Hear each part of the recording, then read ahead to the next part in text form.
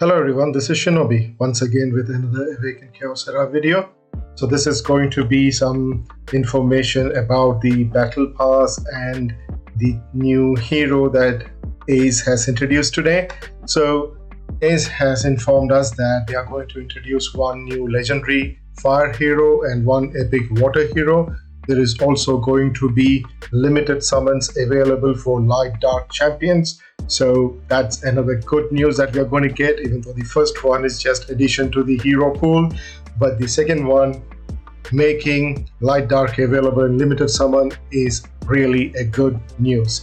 They are also introducing a new magic pass for someone who has two weapons. So they have not informed us who the magic pass hero is going to be, but it's going to be someone with two weapons. So that's either going to be a Hector or possibly Opal. Let me know in comment what you think the new magic pass hero is going to be. Someone who has two weapons, so look for them. So it's going to be one of those. I'm not really sure which one that is. They will inform us tomorrow, but at this moment we only know that it's going to be someone who has two weapons. And also they have made some changes in the event, not in the sense that it has become any free-to-play friendly, but just that if you are doing some events that requires collection of gear, then Fabled gear is going to give you more points. So there is going to be an increase in points obtained from Fabled gear, and there is also going to be increased in points obtained from clearing Hell Stage 3 and 4 in various Arcane Denominator events. So if you're doing Hell Stage 3 and 4, then you are going to get more points, which is good in the sense that you do not have to spend that much of energy to get that point. You will be able to get those points much faster by doing Hell Stage 3 and 4. It's a good thing, but that doesn't make it free-to-play friendly. It's just that it's a little bit more user-friendly than what it was earlier. And they are also going to introduce multi-forge capabilities, so we will get more information on it when the patch has been introduced. So let's just look at the hero that we are getting here now. So that's Alicia. So she looks more like a fox hero. So you can see over there, she is kind of like, what can I say? Alicia is a foxtail hero. Oh, why am I not able to get this off? Okay, so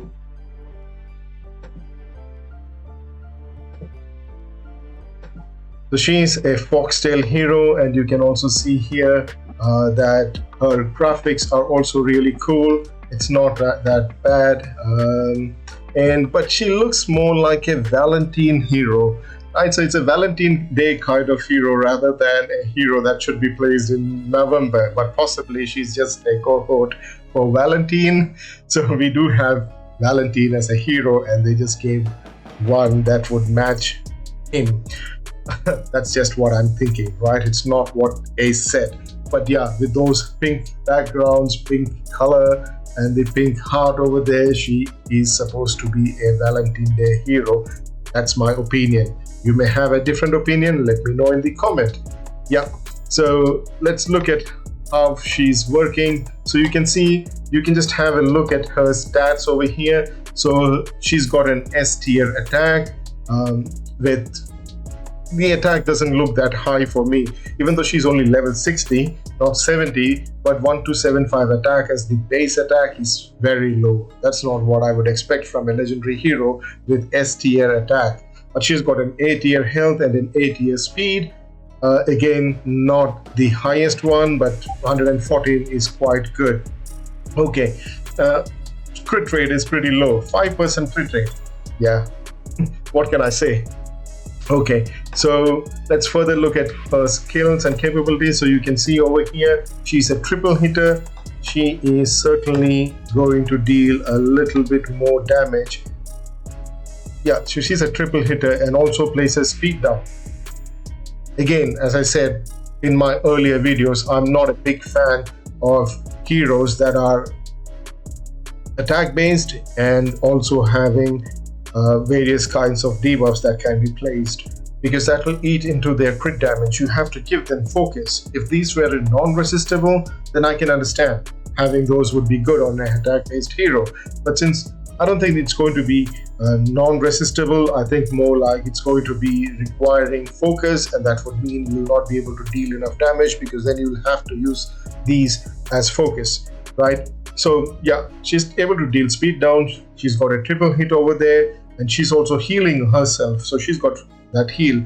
That's somewhere around 5% of the damage that's been dealt. So she's got a little bit of self-sustain over there, and because she's got that increased a pretty good HP over there, I think like we can go down the focus route for this hero, possibly not the attack route, but maybe the focus route. And yeah, she will deal whatever damage she's able to deal, but possibly you can use her more to get the focus on the the debuffs on the enemy rather than get more damage. But the damage over here is also looking good, so it seems like she's got really good multiplier. I cannot comment on it at this moment, just give an assumption of it. We will be able to give more information on the hero when that hero is added to the index, possibly tomorrow, right? So let's look further onto the next skill of the hero. So you can see over here that she was actually counter-attacking.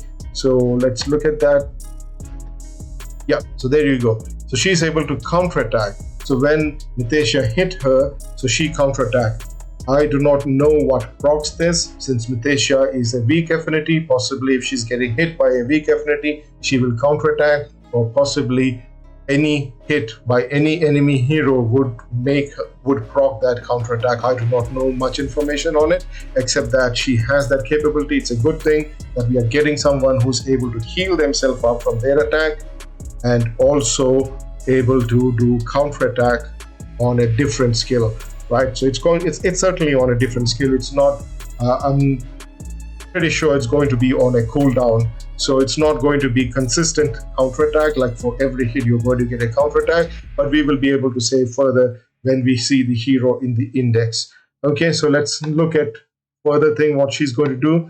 So that skill of her is hitting Mitesia, and wow, just get back there, come on, get back there. Yeah, so she was able to, like, literally, where is it? Yeah, let's see that. Yeah, so she was able to deal a defense down 2 and a charm.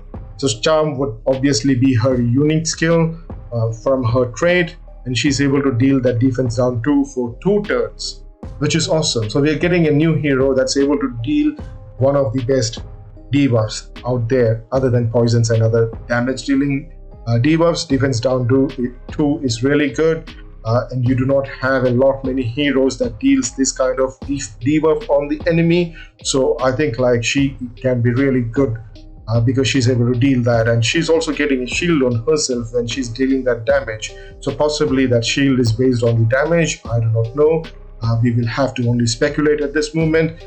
We will know more tomorrow. But yeah, so she's able to get more self-sustain, protect herself up. So she's able to heal herself up, is able to deal 3 different kind of debuff, which is awesome.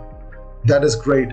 So yeah, she looks like a hero that can be utilized somewhere, possibly in Tulpa, possibly in Witch of the Wind, maybe even in Ash. If that trait of her, that unique charm of her, is able to deal additional damage on the enemy, then I think like that would be great.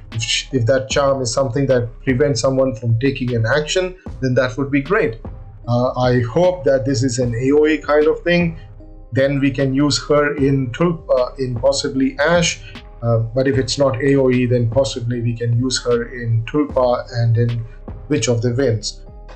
So again, let's move further. So I do not know if that heal block was placed by her, because the animation was too fast. I do not really know who plays that heal block, but you can see that that's a wonderful kind of ultimate animation, and she's able to one-shot Urzak. But remember, it's only a video that they have created. We do not know how hard she's going to hit with this skill, but she's able to deal that 2 different damage over there. So we can see 2 different damage, or possibly one is a true damage, maybe. I do not know. If one is a true damage, then I think like that's awesome. We are getting quite a few true damage heroes over the course of time, so possibly this one is also following the same kind of mechanics. But yeah, if we are getting a 2 damage from her, that will be really good. Again, it's only a speculation. Okay, so she killed Urzak over here. Yeah, you can see that additional 2 damage over there. Where was it? Yeah, look, she's able to deal another 2. So she's able to deal 3 different damage. So that was 3000 damage, 4000 damage, 7000 damage, and 623 over here. So she was able to one-shot Urzak because of that. That's really great. It's good. That's, I don't know how the skill is acting, but it's certainly is a single target because you have 2 different heroes and she's only targeting 1. So I'm not really certain how this mechanic is going to work, but she's certainly dealing a lot of damage over here. So let's look what action happens after this. So after this, she went on and got a bonus attack. That's really great. So she hit him and got a bonus attack. So if she kills someone, she's getting a bonus attack. Awesome. Great, wonderful. That's really a really good trait that she's got. So she's got a counter attack that gets her to deal additional damage. She's got a bonus attack, so she's possibly going to be a Void Tower Hard or a PvP kind of hero with these kind of skills on her. I don't know. We might be able to use her in dungeons as well because she's able to counter attack and able to place those debuffs. But certainly she will be really good in Void Tower Hard and PvP. Okay, so let's look at what she does now. She goes and she deals a massive amount of damage on Bolin. Awesome, that's great.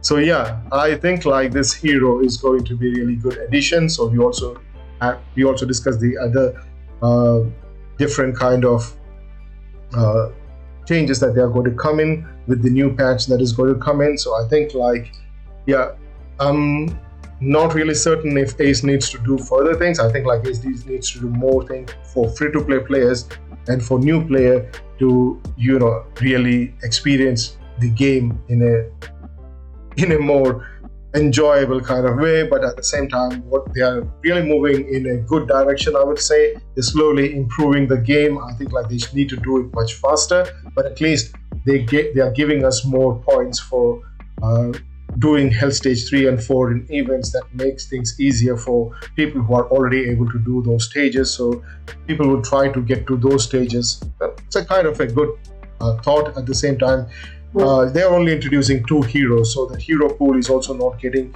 a lot diluted. Again, a good thing, but it's obviously in these games the hero pools are ultimately going to get highly diluted, and sorry, it will get much more difficult to get better heroes.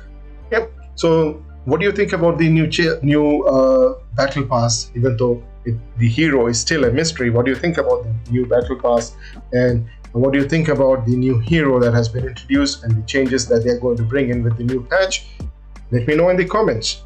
I look forward to hear from you. Please like and share my videos, and of course subscribe to my channel. It improves my ratings and it also helps me and encourages me in making more videos. Thank you so much for watching. Peace, love and blessings to all of you. You guys have a good time and enjoy Awaken Kyocera. Hope you like this video. Thank you so much. Bye.